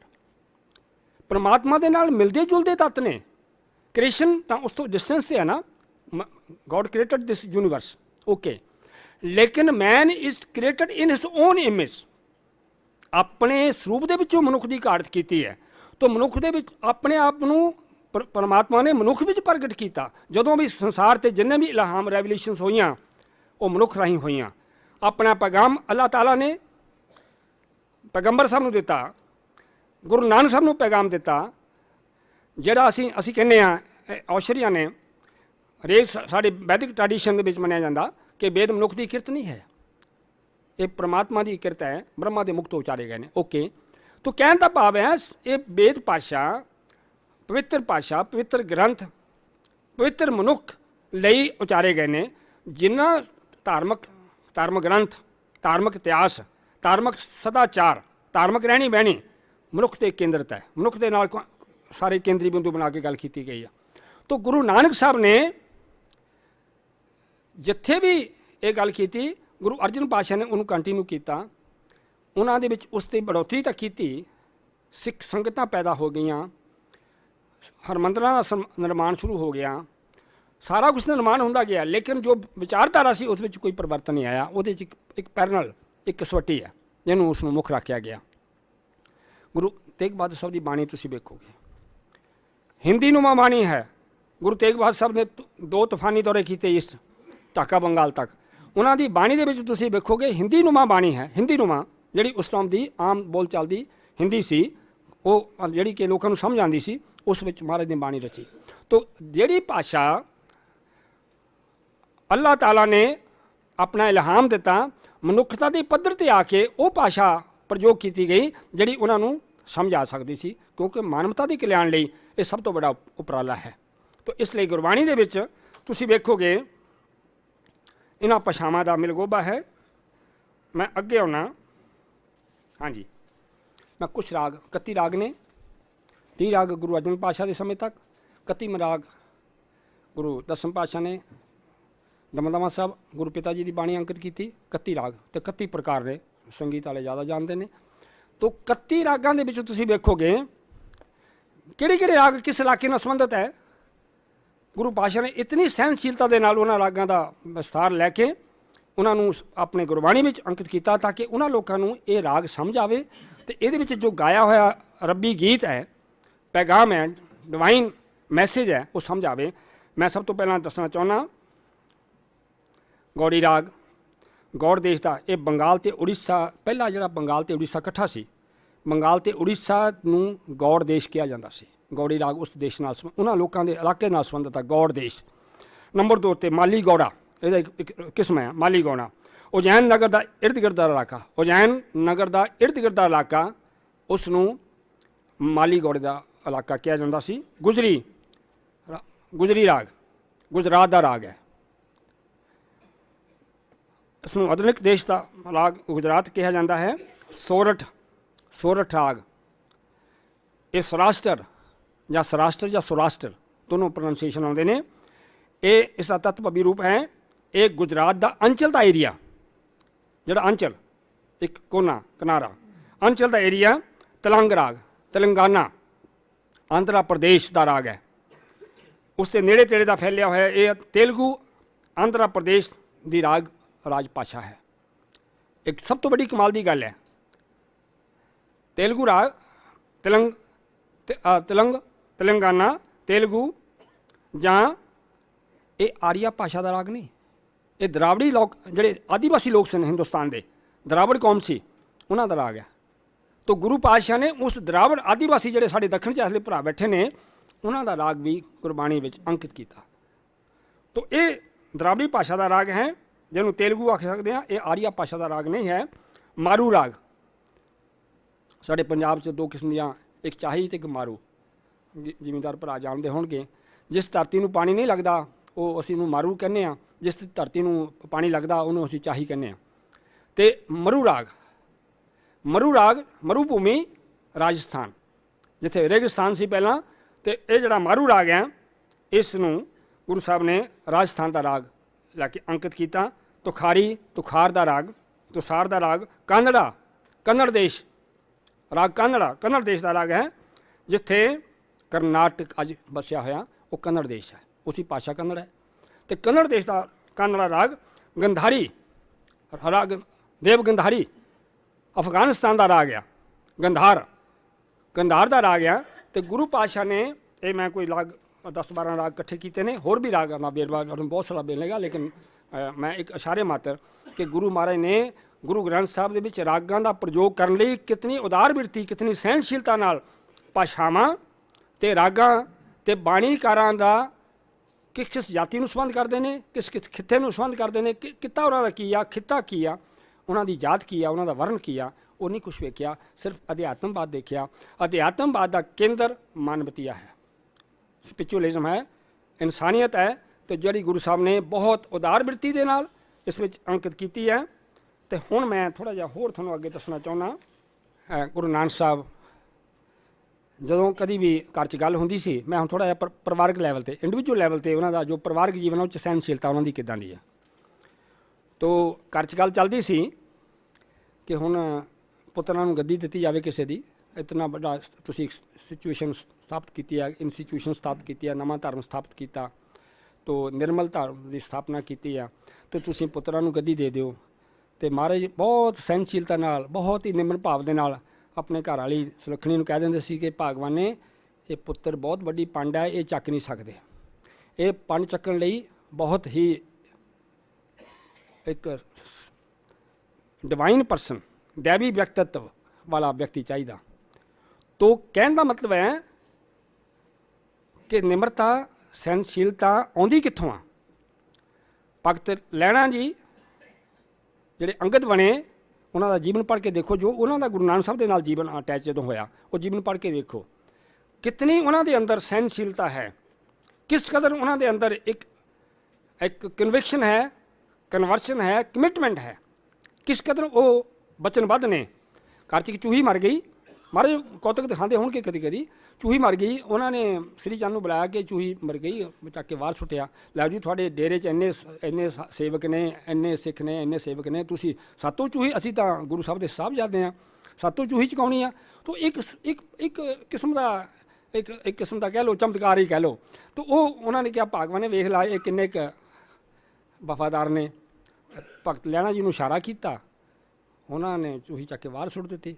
ਕਿਤਨੀਆਂ ਘਟਨਾਵਾਂ ਤੁਸੀਂ ਵੇਖੋਗੇ ਗੁਰੂ ਅੰਗਦ ਪਾਤਸ਼ਾਹ ਦੀਆਂ, ਉਹਨਾਂ ਦੀ ਜੀਵਨ ਦੇ ਨਾਲ ਜਿਹੜੀਆਂ ਜੁੜੀਆਂ, ਕਰਤਾਰਪੁਰ ਦੀਆਂ ਜੀਵਨ, ਉਹਨਾਂ 'ਚ ਕਿਤਨੀ ਇੱਕ ਮਿਠਾਸ ਹੈ, ਕਿਤਨਾ ਨਿਮਰ ਭਾਵ ਹੈ, ਕਿਤਨੀ ਸਹਿਣਸ਼ੀਲਤਾ ਹੈ। ਇਹ ਜਿਹੜੀ ਹੈ ਇਹ ਸਹਿਨਸ਼ੀਲਤਾ ਨਾਮ ਦੀ ਸਿਮਰਨ ਦੀ ਦਾਤ ਤੋਂ ਆਉਂਦੀ ਹੈ। ਸਹਿਨਸ਼ੀਲਤਾ ਪਰਮਾਤਮਾ ਦਾ ਇੱਕ ਬਹੁਤ ਹੀ ਵੱਡਾ ਗੁਣ ਹੈ, ਜਿਹੜਾ ਉਹ ਆਪਣੇ ਬਾਣੀ ਰਾਹੀਂ ਮਹਾਂਪੁਰਸ਼ਾਂ ਰਾਹੀਂ ਉਹ ਪ੍ਰਗਟ ਕਰਦਾ। ਜਦੋਂ ਅਸੀਂ ਵਿਹਾਰਕ ਜ਼ਿੰਦਗੀ 'ਚ ਲਿਆਉਂਦੇ ਹਾਂ, ਇਸ ਨੂੰ ਸਦਾਚਾਰ ਬਣਾ ਦਿੰਦੇ ਹਾਂ। ਇਹ ਸਦਾਚਾਰਕ ਤੱਤ ਹੈ, ਨੈਤਿਕ ਇਹ ਸਾਡੀ ਕੁਆਲਿਟੀ ਹੈ। ਤੋ ਪਰਮਾਤਮਾ ਦੇ ਵਿੱਚ ਇਤਨੀ ਸਹਿਨਸ਼ੀਲਤਾ ਕਿ ਜਿਹੜੇ ਉਸ ਨੂੰ ਯਾਦ ਕਰਦੇ ਆ ਉਹਨਾਂ ਨੂੰ ਵੀ ਰੋਟੀ ਦਿੰਦਾ, ਜਿਹੜੇ ਉਹਨੂੰ ਗਾਲਾਂ ਕੱਢਦੇ ਆ ਜਾਂ ਨਾਸਤਿਕ ਨੇ ਉਹਨਾਂ ਦਾ ਵੀ ਪੇਟ ਪਾਲਦਾ। ਤੋ ਕਿਤਨੀ ਸਹਿਨਸ਼ੀਲਤਾ, ਜਿੱਦਾਂ ਕਿ ਮਾਂ ਭਾਵੇਂ ਪੁੱਤਰ ਕਿਤਨਾ ਨਲਾਇਕ ਹੋਵੇ ਤੇ ਮਾਂ ਉਸ ਨੂੰ ਸਹਿਨਸ਼ੀਲਤਾ ਦੇ ਨਾਲ ਪੇਸ਼ ਆਉਂਦੀ ਆ। ਤੋ ਅੱਜ ਜਿਹੜੀ ਹੁਣੇ ਸੰਕੇਤ ਹੋਇਆ ਕਿ ਬੱਚਿਆਂ ਦੇ ਵਿੱਚ ਅਸਹਿਨਸ਼ੀਲਤਾ ਕਿਉਂ ਵੱਧ ਰਹੀ ਆ, ਅੱਜ ਸਾਈਕੋਲੋਜੀਕਲ ਲੈਵਲ 'ਤੇ ਮਨੋਵਿਗਿਆਨਕ ਲੈਵਲ 'ਤੇ ਕਿਤਨੀ ਸਟੱਡੀ ਹੋਣ ਲੱਗੀ ਆ ਕਿ ਜੇ ਬੱਚਾ ਇਰੀਟੇਟਡ ਹੈ ਉਹਨੂੰ ਮਾਰਨਾ ਨਹੀਂ, ਸਹਿਨ ਕਰਨਾ, ਉਹਦੀ ਜਿੱਦ ਨੂੰ ਸਹਿਨ ਕਰਨਾ। ਤਾਂ ਸਹਿਨਸ਼ੀਲਤਾ ਸਾਡੇ ਮੈਂ ਸਕੂਲਾਂ 'ਚ ਆਰਡਰ ਹੋ ਗਿਆ ਕਿ ਬੱਚੇ ਨੂੰ ਕੁੱਟਣਾ ਨਹੀਂ ਹੈ, ਮਾਰਨਾ ਨਹੀਂ ਹੈ, ਨਹੀਂ ਤਾਂ ਤੁਹਾਡੇ ਤੋਂ ਉਲਟਾ ਕੇਸ ਹੋਏਗਾ। ਤਾਂ ਕਹਿਣ ਦਾ ਮਤਲਬ ਜਿਹੜੀ ਸਹਿਨਸ਼ੀਲਤਾ ਹੈ ਅਸੀਂ ਇੱਕ ਵਿਹਾਰਕ ਲੈਵਲ 'ਤੇ ਅਸੈਪਟ ਤਾਂ ਕਰ ਲਈ ਕਿ ਬੱਚਾ ਇਰੀਟੇਟਡ ਹੈ, ਜਿੱਦੀ ਆ, ਲੇਕਿਨ ਜਦੋਂ ਅਸੀਂ ਪਿੱਛੇ ਜਾਵਾਂਗੇ ਕਿ ਇਹਦੇ ਜਿੱਦੀਪਨ ਦਾ ਪਿੱਛੇ ਕੀ ਆ, ਬੀਬਾ ਜੀ ਸ਼ਾਇਦ ਕੰਮ ਵੀ ਕਰ ਰਹੇ ਨੇ। ਤਾਂ ਕਹਿਣ ਦਾ ਮਤਲਬ ਜਿਹੜੀ ਇਹ ਜੁਵੀਨਲ ਪ੍ਰੋਬਲਮ ਤੇ ਕ੍ਰਾਈਮਸ ਨੇ, ਜੁਵੀਨਲ ਲੈਵਲ 'ਤੇ ਇਰੀਟੇਸ਼ਨ ਹੈ, ਇਹ ਕਿਉਂ ਹੋ ਰਹੇ ਨੇ? ਉਹਦੇ ਪਿੱਛੇ ਇੱਕ ਬਹੁਤ ਵੱਡੀ ਸਾਈਕੀ ਹੈ, ਮਾਨਸਿਕਤਾ ਹੈ। ਉਹਦੇ ਵਿੱਚ ਸਾਨੂੰ ਸਹਿਨਸ਼ੀਲਤਾ ਪੈਦਾ ਕਰਨੀ ਪਏਗੀ, ਨਹੀਂ ਤਾਂ ਇਹ ਘਟਨਾਵਾਂ ਘਟਣਗੀਆਂ। ਇਹ ਕੁਦਰਤੀ ਗੱਲ ਹੈ। ਤਾਂ ਸਹਿਨਸ਼ੀਲਤਾ ਇੱਕ ਪਰਮਾਤਮਾ ਦਾ ਖਾਸ ਗੁਣ ਹੈ। ਜਦੋਂ ਅਸੀਂ ਇਹਨੂੰ ਮਨੁੱਖ ਤੱਕ ਪਹੁੰਚਦਾ, ਇਹ ਸਾਡੇ ਸਦਾਚਾਰ ਰਾਹੀਂ, ਹੁਣ ਪਰਮਾਤਮਾ ਦੇ ਤਾਂ ਨਿਰਗੁਣ ਹੈ ਨਾ, ਹੁਣੇ ਮੇਰੇ ਵੀਰ ਨੇ ਗੱਲ ਕੀਤੀ ਆ ਨਿਰਗੁਣ ਤੇ ਸਰਗੁਣ ਦੀ। ਪਰਮਾਤਮਾ ਨਿਰਗੁਣ ਆ, ਲੇਕਿਨ ਉਹਦੇ ਜਿਹੜੇ ਦੈਵੀ ਤੱਤਵ ਨੇ, ਦੈਵੀ ਗੁਣ ਨੇ, ਜਦੋਂ ਸਾਡੇ ਸਦਾਚਾਰ ਵਿੱਚ ਆ ਕੇ ਸਦਾਚਾਰ ਦੇ ਗੁਣ ਬਣਦੇ ਨੇ ਤਾਂ ਉਹ ਪ੍ਰਗਟਾਵਾ ਸਾਡੇ ਵਿਵਹਾਰ 'ਚੋਂ ਹੋਏਗਾ, ਸਾਡੇ ਬਿਹੇਵੀਅਰ 'ਚੋਂ ਹੋਏਗਾ, ਸਾਡੀ ਟੋਲਰੈਂਸ ਸਾਡੇ ਵਿੱਚੋਂ ਹੋਏਗੀ। ਤਾਂ ਇਸ ਲਈ ਗੁਰੂ ਨਾਨਕ ਪਾਤਸ਼ਾਹ ਤੋਂ ਦੇਖੋ ਕਿ ਭੱਟਾ ਨੇ ਇੱਕ ਸ਼ਲੋਕ ਲਿਖਿਆ ਕਿ ਗੁਰੂ ਨਾਨਕ ਨੇ ਨਾਮ ਦੀ ਦਾਤ ਦੇ ਕੇ ਲੈਣੇ ਸਿੱਖ ਨੂੰ ਗੁਰੂ ਦੀ ਪਦਵੀ ਤੱਕ ਪਹੁੰਚਾ ਦਿੱਤਾ। ਉਹ ਸਵਈਏ ਮਹੱਲੇ ਦੂਜੇ ਕੇ ਵਿੱਚ ਸ਼ਲੋਕ ਹੈ, तो बहुत सुंदर श्लोक है। कितनी सहनशीलता है गुरु नानक पातशाह ਦੇ ਸਿੱਖ ਵਿੱਚ। ਉਹ ਸਹਿਨਸ਼ੀਲਤਾ ਮਨੁੱਖ ਨੂੰ ਕਿੱਥੇ ਤੱਕ ਪਹੁੰਚਾ ਦਿੰਦੀ ਆ, ਕਿੱਥੋਂ ਤੱਕ ਇੱਕ ਮਨੁੱਖ, ਸਧਾਰਨ ਮਨੁੱਖ ਨੂੰ ਜਿਹੜਾ ਦੇਵੀ ਦੇ ਦਰਸ਼ਨ ਕਰਨ ਜਾਂਦਾ ਸੀ, ਜਦੋਂ ਉਹਦਾ ਗੁਰੂ ਸਾਹਿਬ ਦੇ ਦਰਸ਼ਨ ਹੋਏ ਤਾਂ ਉਹਦਾ ਕਬਾੜ ਖੁੱਲ੍ਹ ਗਏ, ਉਹਨੂੰ ਅਹਿਸਾਸ ਹੋਇਆ ਤੇ ਉਸਨੇ ਕਨਵਰਸ਼ਨ ਜਿਹੜੀ ਆਉਂਦੀ ਆ ਇਸ ਕਦਰ ਹੋਈ ਕਿ ਉਹਦੇ ਅੰਦਰ ਸਹਿਨਸ਼ੀਲਤਾ ਦਾ ਗੁਣ ਆਪਣੇ ਆਪ ਐਂਟਰ ਹੋਣਾ ਸ਼ੁਰੂ ਹੋ ਗਿਆ। ਗੁਰੂ ਅਮਰਦਾਸ ਪਾਤਸ਼ਾਹ, ਗੁਰੂ ਅੰਗਦ ਪਾਤਸ਼ਾਹ ਨੇ ਗੱਦੀ ਨਹੀਂ ਦਿੱਤੀ ਆਪਣੇ ਬੱਚਿਆਂ ਨੂੰ, ਠੀਕ ਹੈ, ਨਹੀਂ ਲਾਇਕ ਹੋਣਗੇ, ਇਹ ਸਿਲੈਕਸ਼ਨ ਹੈ, ਇਹ ਹੈਰੀਡੇਟਰੀ ਤਾਂ ਹੈ ਨਹੀਂ ਕਿ ਪਿਤਾ ਤੋਂ ਬਾਅਦ ਪੁੱਤਰ ਗੱਦੀ 'ਤੇ ਬੈਠੇਗਾ। ਤਾਂ ਇਹ ਦੁਨਿਆਵੀ ਸਿਸਟਮ 'ਤੇ ਤਾਂ ਵੱਖਰੀ ਹੈ, ਜਿਹੜਾ ਬੰਦਾ ਸਿਲੈਕਟ ਕਰਨਾ ਹੈ, ਜਿਹੜਾ ਬੰਦਾ ਉਸ ਦਾ ਹੱਕਦਾਰ ਹੈ ਉਹੀ ਗੱਦੀ 'ਤੇ ਬੈਠੇਗਾ। ਤਾਂ ਦਾਤੂ ਜੀ ਨੇ ਭਰੇ ਦਰਬਾਰ 'ਚ ਲੱਤ ਮਾਰ ਕੇ ਗੁਰੂ ਪਾਤਸ਼ਾਹ ਨੂੰ ਥੱਲੇ ਸੁੱਟ ਦਿੱਤਾ। ਤਾਂ ਗੁਰੂ ਮਹਾਰਾਜ ਜੀ ਕਹਿੰਦੇ ਨੇ ਅਮਰਦਾਸ ਪਾਤਸ਼ਾਹ ਕਿ ਤੁਹਾਨੂੰ ਕਿਤੇ, ਤੁਹਾਡੇ ਮੇਰੇ ਤਾਂ ਹੱਡ ਕਰੜੇ ਨੇ ਬੁੱਢੇ ਬਾਰੇ, ਤੁਹਾਨੂੰ ਕਿਤੇ ਚੋਟ ਤਾਂ ਨਹੀਂ ਆਈ? ਕਿਤਨੀ ਸਹਿਨਸ਼ੀਲਤਾ। ਤਾਂ ਇਹ ਜਿਹੜੀ ਸਹਿਨਸ਼ੀਲਤਾ, ਇਹਦੀ ਇੱਕ ਬਹੁਤ ਵੱਡੀ ਮਿਸਾਲ ਸਾਡੇ ਇਤਿਹਾਸ ਵਿੱਚ ਤੁਰੀ ਆ ਰਹੀ ਆ। ਗੁਰੂ ਰਾਮਦਾਸ ਪਾਤਸ਼ਾਹ ਵੱਲ ਵੇਖ ਲਓ, ਗੁਰੂ ਅਰਜਨ ਪਾਤਸ਼ਾਹ ਵੱਲ ਵੇਖ ਲਓ। ਪ੍ਰਿਥੀ ਚੰਦ ਨੇ ਝਗੜਾ ਕੀਤਾ, ਬਵਾਲ ਕੀਤਾ, ਮੈਂ ਗੱਦੀ ਦਾ ਮਾਲਕ ਹਾਂ, ਲੇਕਿਨ ਗੁਰੂ ਰਾਮਦਾਸ ਪਾਤਸ਼ਾਹ ਨੇ ਗੁਰਬਾਣੀ 'ਚ ਵੀ ਅੰਕਿਤ ਕੀਤਾ ਕਿ ਪੁੱਤ ਕਿਉਂ ਪਿਤਾ ਨਾਲ ਕਿਉਂ ਝਗੜਾ ਕਰਦੇ ਹੋ। ਓਕੇ, ਆਪ ਸਭ ਜਾਣਦੇ ਹੋ। तो कहने का मतलब है कि गुरु रामदास पातशाह ने जितनी पिता पुरखी जायदाद सी वो पृथ्वी चंद नूं देती, उन्होंने फिर भी सबर नहीं आया। कितनी बड़ी सहनशीलता, फिर नहीं सहनशीलता। उन्होंने बाबा बुढ़ा जी ने दो पगड़ियाँ लियांदियां जो इतिहास दसदा, एक मरने की पग पृथ्वी चंद नूं बन देती, गद्दी गुरता की पग गुरु अर्जन पातशाह नूं देती, उन्होंने फिर भी सबर नहीं आया, फिर भी सहनशीलता नहीं आई। तो गुरु घर ਦੇ ਵਿੱਚ ਜਿਹੜੀ ਆ ਇੱਕ ਪਾਸੇ ਇਤਨੀ ਵੱਡੀ ਐਕਸਟ੍ਰੀਮ ਟੋਲਰੈਂਸ ਹੈ, ਇੱਕ ਪਾਸੇ ਐਕਸਟ੍ਰੀਮ ਇਨਟੋਲਰੈਂਸ ਹੈ। तो ਪ੍ਰਿਥੀ ਚੰਦ ਨੂੰ ਫਿਰ ਸਬਰ ਨਹੀਂ ਆਇਆ, ਫਿਰ ਸਹਿਨਸ਼ੀਲਤਾ ਨਹੀਂ ਆਈ। ਗੁਰੂ ਹਰਗੋਬਿੰਦ ਸਾਹਿਬ ਨੂੰ ਕਿਤਨੇ ਦਾ ਪੇਚ ਖੇਡੇ ਮਾਰਨ ਵਾਸਤੇ, ਗੁਰੂ ਮਹਾਰਾਜ ਸ਼ੁਕਰਾਨਾ ਕਰਦੇ ਰਹੇ ਪ੍ਰਮਾਤਮਾ ਦਾ। तो ਕਹਿਣ ਦਾ ਮਤਲਬ ਹੈ, ਛੇਵੇਂ ਪਾਤਸ਼ਾਹ ਦੀ ਇੱਕ ਇੰਸਟੈਂਸ ਦੱਸ ਦਿੰਦਾ। ਸੋਢੀਆਂ ਨੇ ਤੰਗ ਕਰਨਾ ਸ਼ੁਰੂ ਕਰਤਾ ਤਾਂ ਮਹਾਰਾਜ ਛੱਡ ਕੇ ਕੀਰਤਪੁਰ ਸਾਹਿਬ ਆ ਗਏ। ਹੁਣ ਵੱਡੇ ਪੁਰਖਿਆਂ ਦੇ ਪਰਿਵਾਰ ਜਾਣਾ, ਉਹਨਾਂ ਨੇ ਝਗੜਾ ਨਹੀਂ ਕੀਤਾ, ਛੱਡ ਕੇ ਕੀਰਤਪੁਰ ਸਾਹਿਬ ਆ ਗਏ। ਤਾਂ ਕਹਿਣ ਦਾ ਮਤਲਬ ਹੈ, ਤੁਸੀਂ ਵੇਖੋਗੇ ਗੁਰੂ ਘਰ ਦੇ ਵਿੱਚ ਜਿਹੜੀ ਸਹਿਨਸ਼ੀਲਤਾ ਤੁਰੀ ਆ ਰਹੀ ਆ, ਉਹਦੇ ਕਿਹੜੇ ਤੱਤ ਸਾਡੇ ਸਾਹਮਣੇ ਨੇ ਕਿਸ ਇੱਕ ਧਰਮ ਗ੍ਰੰਥ ਦੇ ਵਿੱਚ ਸਹਿਣਸ਼ੀਲਤਾ, ਇੱਕ ਇਤਿਹਾਸ ਵਿੱਚ ਸਹਿਣਸ਼ੀਲਤਾ, ਉਸ ਦੇ ਨਾਲ ਗੁਰੂ ਘਰ ਦੇ ਵਿੱਚ ਅੰਦਰੂਨੀ ਸਹਿਣਸ਼ੀਲਤਾ। ਤਾਂ ਉਹ ਜਿਹੜੀ ਸਹਿਣਸ਼ੀਲਤਾ ਹੈ ਇੱਕ ਮਨੁੱਖ ਨੂੰ ਕਿਸ ਕਦਰ ਇੱਕ ਵਿਸ਼ਵ ਪੱਧਰ 'ਤੇ, ਵਿਸ਼ਾਲ ਪੱਧਰ 'ਤੇ ਲੈ ਕੇ ਖੜਾ ਕਰ ਦਿੰਦੀ ਆ। ਦਸਮ ਪਾਤਸ਼ਾਹ ਨੇ, ਆਪ ਜੀ ਸਾਰੇ ਬਾਣੀ ਪੜ੍ਹਦੇ ਹੋਵੋਗੇ, ਅਕਾਲ ਉਸਤ, ਜਾਪ ਸਾਹਿਬ, ਬੜੀਆਂ ਉਹਨਾਂ ਦੀਆਂ ਪਿਆਰੀਆਂ ਰਚਨਾਵਾਂ ਨੇ। ਦਸਮ ਪਾਤਸ਼ਾਹ ਨੇ ਧਰਮ ਨੂੰ, ਧਰਮ ਗ੍ਰੰਥਾਂ ਦੀ ਲਿਮਿਟੇਸ਼ਨ ਤੋਂ, ਧਰਮ ਗ੍ਰੰਥ ਸਾਡਾ ਸੋਰਸ ਨੇ, ਨਤਮਸਤਕ ਹੈ, ਬਹੁਤ ਵੱਡਾ ਸਾਡਾ ਸਤਿਕਾਰ ਬਣਦਾ, ਸਾਡੇ ਸਤਿਕਾਰ ਦੇ ਪਾਤਰ ਨੇ, ਲੇਕਿਨ ਧਰਮ ਗ੍ਰੰਥ ਸੋਰਸ ਨੇ। ਧਰਮ ਗ੍ਰੰਥ ਸਾਨੂੰ ਇਹ ਦੱਸਦੇ ਆ ਕਿ ਧਰਮ ਕੀ ਹੈ, ਮਨੁੱਖਤਾ ਕੀ ਹੈ, ਮਨੁੱਖ ਕੀ ਆ, ਅਤੇ ਮਨੁੱਖਤਾ ਵਿੱਚ ਕਿੱਦਾਂ ਰਹਿਣਾ। ਗੁਰੂ ਦਸਮ ਪਾਤਸ਼ਾਹ ਨੇ ਧਰਮ ਗ੍ਰੰਥਾਂ ਦੀ ਕੈਦ 'ਚੋਂ ਧਰਮ ਨੂੰ ਕੱਢ ਕੇ ਪ੍ਰਮਾਤਮਾ ਦਾ ਧਰਮ ਸਾਡੇ ਸਾਹਮਣੇ ਪ੍ਰਸਤੁਤ ਕੀਤਾ ਕਿ ਹੇ ਪ੍ਰਮਾਤਮਾ, ਤੇਰਾ ਕੋਈ ਧਰਮ ਨਹੀਂ, ਅਧਰਮਿੰਗ, ਤੇਰਾ ਨਾਂ ਹੀ ਕੋਈ ਨਹੀਂ, ਅਨਾਮਿੰਗ, ਤੇਰਾ ਅਸੀਂ ਨਾਂ ਅਸੀਂ ਰੱਖੇ ਨਾ, ਜਿੱਦਾਂ ਜਿੱਦਾਂ ਸਾਨੂੰ ਸੁਝਿਆ ਨਾਂ ਰੱਖੇ, ਉਹਦੇ ਗੁਣਾਂ ਵੱਲ ਦੇਖ ਕੇ ਗੁਣਵਾਚਕ ਨਾਮ ਰੱਖ ਲਏ। ਜਿਹੜੇ ਕੁਆਲੀਟੇਟਿਵ ਨੇਮਸ ਨੇ ਉਹ ਮਨੁੱਖ ਦੇ ਘੜੇ ਹੋਏ ਨੇ। ਜਿਹੜੇ ਕਰਮ ਨਾਮ ਨੇ, ਦਸਮ ਪਾਤਸ਼ਾਹ ਦਾ ਜਾਪ ਸਾਹਿਬ, ਕਰਮ ਨਾਮ ਵਰਨਤ ਸਮਤ, ਉਹਦੇ ਕਰਮਾਂ ਦੇ ਆਧਾਰ 'ਤੇ ਨਾਮ ਨੇ। ਲੇਕਿਨ ਪ੍ਰਮਾਤਮਾ ਦਾ ਅਸਲ ਵਿੱਚ ਕੋਈ ਨਾਂ ਹੀ ਨਹੀਂ ਹੈ। ਹੇ ਪ੍ਰਮਾਤਮਾ, ਤੂੰ ਅਨਾਮਿੰਗ ਹੈ। ਜਦੋਂ ਪ੍ਰਮਾਤਮਾ ਅਨਾਮਿੰਗ ਹੈ, ਉਹ ਸਾਰੀ ਕਾਇਨਾਤ ਦਾ ਪ੍ਰਮਾਤਮਾ ਹੈ।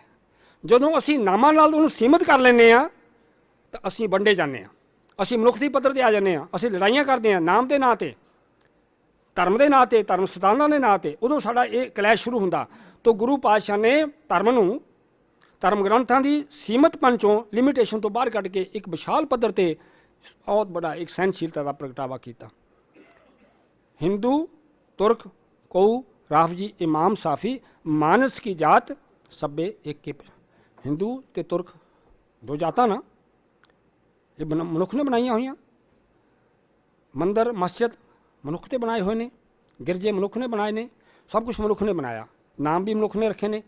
ਲੇਕਿਨ ਪ੍ਰਮਾਤਮਾ ਤਾਂ ਉਹਦਾ ਮਜ਼ਹਬ ਹੈ ਹੀ ਕੋਈ ਨਹੀਂ। ਅਮਜ਼ਹਬ ਹੈ, ਤੇਰਾ ਮਜ਼ਹਬ ਹੈ ਹੀ ਕੋਈ ਨਹੀਂ, ਤੂੰ ਸਾਰੇ ਮਜ਼ਹਬਾਂ ਦੇ ਵਿੱਚ ਸਮੋਇਆ ਹੋਇਆ। ਓਕੇ, ਹੁਣ ਗੁਰੂ ਸਾਹਿਬ ਤੋਂ ਤੁਸੀਂ ਵੇਖੋ, ਭਗਤਾਂ ਦੀ ਬਾਣੀ 'ਚ ਆ ਜਾਓ। ਭਗਤਾਂ ਦੀ ਬਾਣੀ ਦੇ ਵਿੱਚ ਬਾਬਾ ਕਬੀਰ ਜੀ ਬਹੁਤ ਵਿਸ਼ਾਲ, ਸਾਰੇ ਭਗਤ ਬਾਣੀ 'ਚ ਉਹਨਾਂ ਦੀ ਸਭ ਤੋਂ ਜ਼ਿਆਦਾ ਬਾਣੀ ਹੈ, ਅਤੇ ਉਹਨਾਂ ਨੇ ਬਹੁਤ ਬਹਾਦਰੀ ਦੇ ਨਾਲ ਸਮੇਂ ਦੀਆਂ ਜਿਹੜੀਆਂ ਵੰਡਾਂ ਸੀਆਂ ਉਹਨਾਂ ਨੂੰ ਇੱਕ ਐਸਾ ਸੰਕੇਤ ਦਿੱਤਾ, ਅੱਬਲ ਅੱਲਾ ਨੂਰ ਪਾਇਆ ਕੁਦਰਤ ਕੇ ਸਭ ਬੰਦੇ, ਏਕ ਨੂਰ, ਨੂਰ ਮੀਨ परमात्मा का दैवी तत्त, एक नूर ते सब जग उपजा कौन पल्ले घूमते। लोग भुले हुए ने, लोगा भरम ना भूलो पाई। तो लोग भरम च भुले हुए ने, तो बाबा कबीर जी उन्होंने एक ऐसा मैसेज दे रहे हैं ਜਿਹੜਾ ਸਾਰਿਆਂ ਨੂੰ ਸਾਨੂੰ ਸਹਿਣਸ਼ੀਲਤਾ ਦੇ ਪੱਧਰ 'ਤੇ ਲਿਆ ਕੇ ਖੜਾ ਕਰ ਸਕਦਾ ਕਿ ਅਸੀਂ ਇੱਕ ਦੂਜੇ ਨੂੰ ਅਸੈਪਟ ਕਰੀਏ। ਹੁਣੇ ਚੇਅਰਮੈਨ ਸਾਹਿਬ ਨੇ ਕਿਹਾ ਅਸੈਪਟੈਂਸ, ਅਸੈਪਟੈਂਸ ਕੀ ਆ? ਇੱਕ ਸਹਿਣਸ਼ੀਲਤਾ ਦਾ ਹੀ ਦੂਜਾ ਨਾਂ ਹੈ, ਅਸੈਪਟ ਕਰਨਾ। ਤੋ ਉਸੇ ਦੀ ਆਇਡੈਂਟੀਟੀ ਨੂੰ ਅਸੈਪਟ ਕਰਨਾ। ਤੋ ਅਸੈਪਟੈਂਸ ਜਿਹੜੀ ਆ ਮਨੁੱਖ ਨੂੰ ਬਹੁਤ ਵੱਡਾ ਬਣਾ ਦਿੰਦੀ ਆ, ਨਾਨ ਅਸੈਪਟੈਂਸ ਜਿਹੜੀ ਆ ਉਹ ਮਨੁੱਖ ਨੂੰ ਬਹੁਤ ਛੋਟਾ ਬਣਾ ਦਿੰਦੀ ਆ। ਤੁਸੀਂ ਵੇਖੋਗੇ ਇਤਿਹਾਸ, ਗੁਰਬਾਣੀ, ਉਸ ਦੇ ਨਾਲ ਨਾਲ ਸਾਡਾ ਸ਼ਬਦਾਵਲੀ, ਗੁਰੂ ਅਰਜਨ ਪਾਤਸ਼ਾਹ ਨੇ कितने हिंदू परंपरा चो नां लैके दमोदर, गोपाल, मुरली मनोहर, नारायण, मैं थोड़ा थोड़े ये शब्द भी दस देना, ये शब्द कित्थे कित्थे वरते गए ने। बड़ा कमाल दा इहदे विच प्रगटावा है कि जिहड़े उन्होंने, तो कहने का मतलब है गुरु अर्जन पातशाह ने जितनी हिंदू परंपरा दे विच परमात्मा दे लई नां वरते जांदे सन, उन्हां दा एक गोपाल, दमोदर दुनियावी पद्धर दा नाम है, गोपाल गौवां की रखी करने वाला, इस तरह दमोदर, इस तरह नारायण। ये सारी शब्दावली सानू हिंदू धर्म चो आई है। गुरु पातशाह ने कितनी सहनशीलता वरती है कि उन्होंने इसनू बहुत बखूबी उदारता नाल लिबरलाइज हो के इन्हां दी वरतों कीती आ, ताकि साडे हिंदुस्तान दे लोकां नू समझिया जाए कि अल्लाह दे ਵੱਖੋ ਵੱਖਰੇ नाम ਹੁੰਦਿਆਂ ਹੋਏ भी अल्लाह एक है, परमात्मा एक है। असी उसनू ਜਦੋਂ ਸਹਿਣਸ਼ੀਲਤਾ ਦੇ ਪੱਧਰ 'ਤੇ ਲਿਆ ਕੇ ਦੇਖਾਂਗੇ ਤਾਂ ਅਸੀਂ ਸਾਰੀ ਮਾਨਵ ਜਾਤੀ ਦੇ ਵਿੱਚ ਇੱਕ ਕਿਸਮ ਦਾ ਆਪਣੇ ਆਪ ਨੂੰ ਭਾਈਚਾਰੇ ਵਿੱਚ ਪਰੋਵਾਂਗੇ। ਤਾਂ ਇਸ ਲਈ ਇਹਦੇ ਵਿੱਚ ਮੈਂ ਹੋਰ ਇੱਕ ਦੋ ਗੱਲਾਂ ਤੁਹਾਨੂੰ ਗੁਰਬਾਣੀ ਦੀ ਪੰਕਤੀਆਂ ਲੈ ਕੇ ਦੱਸਣਾ ਚਾਹੁੰਦਾ ਕਿ ਗੁਰੂ ਬਾਦਸ਼ਾਹ ਨੇ ਕਿੱਥੇ ਕਿੱਥੇ ਇਸ ਤਰ੍ਹਾਂ ਦੇ ਤੱਤ ਸਾਨੂੰ, ਏਕ ਪਿਤਾ ਏਕ ਕੇ ਹਮ ਬਾਰਕ, ਕਿੱਡਾ ਬੜਾ ਵਿਸ਼ਾਲ ਮੈਸੇਜ ਹੈ। ਏਕ ਪਿਤਾ ਏਕ ਕੇ ਹਮ ਬਾਰਕ, ਤੂੰ ਮੇਰਾ ਗੁਰੂ ਹੈ। ਤਾਂ ਗੁਰੂ ਪਾਤਸ਼ਾਹ ਨੇ ਪਰਮਾਤਮਾ ਨੂੰ ਇੱਕ ਪਰਿਵਾਰਕ ਪੱਧਰ 'ਤੇ ਲਿਆ ਕੇ, ਤੂੰ ਮੇਰਾ ਪਿਤਾ, तू है मेरा माता, तू मेरा बंधप, तू मेरा सखा सहाई। कितनी पद्धर ते लिया के, परिवारक पद्धर ते लिया के उसने प्यार प्रगटाया। तो इस तरह ये भ्रातरी भाव, ये विश्व व्यापकता, ये सहनशीलता साढ़े गुरबाणी दे विच सानू वेखोगे तुसीं ते गुरु पातशाह ने 22 मंजियां 52 पीढ़े, गुरु अमरदास पातशाह की गल कर रहे हैं, तो उहदे विच मुसलमान भी सन। तो गुरु पातशाह की फौज में, दसम पातशाह की फौज जो भंगाणी का युद्ध होया, तो ਜਿਹੜੇ औरंगजेब की फौज जो पठान भगौड़े सी ना, तो पीर बुद्धू शाह की सिफारिश से उन्होंने रख लै। महाराज जी कहा ठीक है, पीर बुद्धू शाह जी तुसीं सिफारिश करते हो तो आप रख लेने। तो गुरु पातशाह की फौज में लड़न वाले पठान मुसलमानों के खिलाफ लड़ रहे हैं, पहाड़ी राजे के खिलाफ लड़ रहे हैं, ठीक है ना। तो कहने का मतलब फौज में भर्ती होना ਜਾਂ लड़ाई का मतलब इत्थे ये नहीं हैगा, लड़ाई का केंद्र ਜਾਂ केंद्री बिंदु तत्त जिहड़ा है वो सहनशीलता नहीं है। ਉਹਦੇ ਵਿੱਚ एक मनुखता का तकाजा है कि जद असीं जियो तो जीवन दिओ, पै काहू को देत ना न पै मानत। ये एक यूनीवर्सल मैसेज है गुरु नौवें पातशाह। तो कहने का मतलब है गुरबाणी विच सानू इस तरह का, चेयरमैन साहब ने मैनू 40 मिनट कहे सी, मैं ये जे टाइम मिलिया तो मैं एक पेपर लिख भी दूँगा, थोड़ा समा लगता और जे मैंने, तो इसलिए सहनशीलता अपने आप दे विच एक बहुत बड़ा गुण है, परमात्मा वालों एक डिवाइन गिफ्ट है। जे मनुख विच आ जाए तो वह मनुख परमात्मा के गुणों का भाईवाल हो के उतना ही सत्कार का पात्र बनता जितना अकाल पुरख है। वाहिगुरू जी का खालसा, वाहिगुरू जी की फतेह। सहनशीलता की गल हो रही सी, तो गुरु ग्रंथ साहब का जो मार्ग है जिहड़ा दिखाया है मनुखता नूं, उस विच प्रेम है, भाईचारा है, सहनशीलता है। और इसलिए ज़रूरी है कि मनुखी जीवन विचों जिहड़ा सदाचार, सहज संयम अते सहनशीलता जिहड़ी है मनफी नहीं होनी चाहिए। सहनशीलता नाल जुड़े होया जिहड़ा बहुत श्रेष्ठ गुण है वह है खिमा, माफ़ कर देना दूसरे नूं। तो एक बड़ी खूबसूरत गुरबाणी की लाइन है, कबीरा जहाँ ज्ञान तह धर्म है, जहाँ झूठ तह पाप, जहाँ लोभ तह काल, जहाँ खिमा तह आप। जिथे खिम है उत्थे रब है। और सैकुलरिज्म की गल अज बड़ी होंदी है, तो सैकुलरिज्म की डेफिनेशन एक लाइन कोई कवे तो है कि equal respect for all the religious traditions. ये सैकुलरिज्म की गल है। अमरीका का राष्ट्रपति निक्सन ने एक बार कहा सी कि मनुख चंद ते पहुँच गया है, कोई मनुख की उपलब्धि नहीं, मनुख की उपलब्धि उस दिन होएगी जिस दिन मनुख अपने मन तक पहुँचेगा। ये कुछ ऐसिया मिसालां जिहड़ियां सानू वर्ल्ड वाइड मिलदियां ने। जब गुरु साहब कहते हैं कि मनुख एक है, तो साडे लिए पछाण करनी कि हिंदू है, मुसलमान है, क्रिश्चियन है, ये गल करनी कुफर है। ये गुरु साहब कहते हैं हर एक नूं इंसान जिहड़ा है वो इंसान नूं इंसान समझदा है। देखो जिंदगी दे विच 3 M याद जरूर रखने ने, एक हुंदा मजहब, एक है मुल्क और एक है मदर। सब धर्मां दी, मजहब की गल करां कि सब धर्मां दी रिस्पैक्ट करनी बड़ी ज़रूरी है। कभी भी धर्मां दी मैरिट लिस्ट नहीं बनानी। और जे कभी धर्म तुहानू करने पैन कित्थे गल करनी पवे तो वर्टिकल बिल्कुल नहीं, होरिजेंटल। ये गल सब धर्मां दी इक्वल रिस्पैक्ट की गल है। इहदे मुल्क है तो सारे मुल्कां दी सोवरनिटी का एहतराम करना चाहिए। और फिर जे मदर है तो मेरी माँ सोहनी है, तेरी माँ ये है, सारिया मावां दी जिहड़ी है वो रिस्पैक्ट करनी, ये जिहड़ी है एक अगर रसूल बना लो तो बड़ी खूबसूरत लाइन है ना, हमेशा याद रखो हम नहीं चंगे बुरा नहीं कोई। एक लाइन अपने मन में पा लो ना, फिर टॉलरेंस वाली जिहड़ी गल है वो सामने आएगी। और एक अजकल बड़ी टर्म चल रही है word they which, not me and you we are us. ये गल्लां जिहड़ियां ने, ये गल्लां सानू जरूर रखनियां चाहिए ने। कि कहंदे ने ना,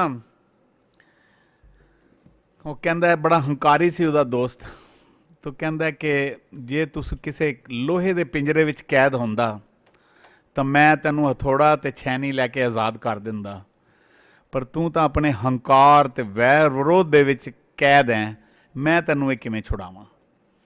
तो ये जिहड़ी अज सहनशीलता की गल कीती है, तो मैनूं ये लगदा है कि जे असी ਗੁਰੂ ਗ੍ਰੰਥ ਸਾਹਿਬ ਨੂੰ ਜਾਂ ਗੁਰਬਾਣੀ ਨੂੰ ਘੋਖ ਨਾਲ ਘੋਖੀਏ, ਉਸ ਨੂੰ ਸਮਝ ਕੇ ਪੜ੍ਹੀਏ, ਤਾਂ ਮੈਂ ਕਹਿੰਦਾ ਕਿ ਇੱਕ ਇੱਕ ਵਰਡ ਦੇ ਵਿੱਚ ਜਿਹੜੀ ਹੈ ਉਹ ਸਹਿਨਸ਼ੀਲਤਾ।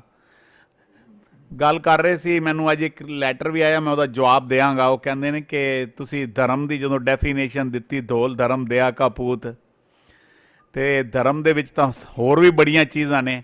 ਮੈਂ ਇਹ ਕਹਿੰਦਾ ਕਿ ਦਇਆ ਅਤੇ ਸੰਤੋਖ ਇਹੀ ਮਾਵਾਂ ਨੇ ਹਰ ਚੀਜ਼ ਦੀਆਂ, ਕਿ ਹਰ ਚੀਜ਼ ਦਇਆ 'ਚੋਂ ਹੀ ਸਹਿਨਸ਼ੀਲਤਾ ਨਿਕਲਣੀ ਹੈ, ਸੰਤੋਖ 'ਚੋਂ ਵੀ ਸਹਿਨਸ਼ੀਲਤਾ ਨਿਕਲਣੀ ਹੈ, ਉਹਦੇ 'ਚੋਂ ਹੀ ਖਿਮਾ ਨਿਕਲਣਾ ਹੈ, ਉਹਦੇ 'ਚੋਂ ਹੀ ਸਾਰੀ ਜਿਹੜੀ ਹੈ ਕੰਟੈਂਟਮੈਂਟ ਨਿਕਲਣੀ ਹੈ। ਤੋ ਇਹ ਜਿਹੜੀ ਗੱਲ ਸਾਡਾ ਸਿਰਫ ਇੰਨੀ ਗੱਲ ਸੀ ਕਿ ਧਰਮ ਨੂੰ, ਰਿਲੀਜਨ ਨੂੰ ਸਮਝੀਏ ਆਪਾਂ। ਪਹਿਲੇ ਲੈਕਚਰ 'ਚ ਡਾਕਟਰ ਭਜਨ ਸਿੰਘ ਨੇ ਬਹੁਤ ਖੂਬਸੂਰਤੀ ਨਾਲ ਸਾਨੂੰ ਸਮਝਾਤਾ ਹੈ। ਤੋ ਸਹਿਨਸ਼ੀਲਤਾ ਦਾ ਗੁਣ ਪਹਿਲੇ ਆਪ ਅਡਾਪਟ ਕਰੀਏ, ਫਿਰ ਬੱਚਿਆਂ ਨੂੰ ਜਾਈਏ। ਗੁਲਾਬ ਦਾ ਫੁੱਲ, ਕਿਸੇ ਨੇ ਪੁੱਛਿਆ ਸੀ ਨਾ ਗੁਲਾਬ ਦੇ ਫੁੱਲ ਤੋਂ ਕਿ ਤੈਨੂੰ ਪੀੜ ਨਹੀਂ ਹੁੰਦੀ, ਦਰਦ ਨਹੀਂ ਹੁੰਦੀ ਜਦੋਂ ਤੈਨੂੰ ਤੋੜਿਆ ਜਾਂਦਾ ਹੈ? ਕਹਿੰਦਾ ਹੁੰਦੀ ਹੈ, ਪਰ ਮੈਂ ਜਦੋਂ ਤੋੜ ਕੇ ਜਿਹੜਾ ਗੁਲਾਬ ਮੈਨੂੰ ਤੋੜਦਾ, ਜਿਹੜਾ ਮੈਨੂੰ ਫੁੱਲ ਨੂੰ, ਔਰ ਜਦੋਂ ਆਪਣੇ ਇੱਥੇ ਲਗਾਉਂਦਾ ਜਾਂ ਰੱਬ ਅੱਗੇ ਕਰਦਾ ਔਰ ਖੁਸ਼ ਹੁੰਦਾ, ਮੈਨੂੰ ਦੀ ਖੁਸ਼ੀ ਦੇਖ ਕੇ ਆਪਣੀ ਪੀੜ ਭੁੱਲ ਜਾਂਦੀ ਹੈ। ਇਸ ਤਰ੍ਹਾਂ ਦੀਆਂ ਜਿਹੜੀਆਂ ਸੈਂਟੀਮੈਂਟਸ ਨੇ, ਫੀਲਿੰਗਸ ਨੇ, ਅਗਰ ਉਹ ਫੀਲਿੰਗਸ ਨੂੰ ਅਸੀਂ ਆਪਣੇ ਅੰਦਰ ਲਿਆ ਪਾਵਾਂਗੇ, ਸਪੇਸ ਫਾਰ ਆਲ, ਕਿ ਸਾਰਿਆਂ ਲਈ ਜਗ੍ਹਾ ਹੋਣੀ ਚਾਹੀਦੀ ਹੈ, ਹਰ ਇੱਕ ਨੂੰ ਉਹਦੀ ਰਿਸਪੈਕਟ ਦੇ, ਉਸਦੀ ਕਾਬਲੀਅਤ ਦੇ ਹਿਸਾਬ ਨਾਲ ਉਸ ਨੂੰ ਸਪੇਸ ਦਿਓ, ਤਾਂ ਫਿਰ ਕੋਈ ਝਗੜਾ ਹੀ ਨਹੀਂ ਹੈ, ਫਿਰ ਕੋਈ ਗੱਲ ਹੀ ਨਹੀਂ ਹੈ। ਤਾਂ ਇਹ ਅੱਜ ਦੇ 2 ਲੈਕਚਰ ਨੇ। ਭੁੱਲਾਂ ਚੁੱਕਾਂ ਦੀ ਖਿਮਾ। ਵਾਹਿਗੁਰੂ ਜੀ ਕਾ ਖਾਲਸਾ, ਵਾਹਿਗੁਰੂ ਜੀ ਕੀ ਫਤਿਹ।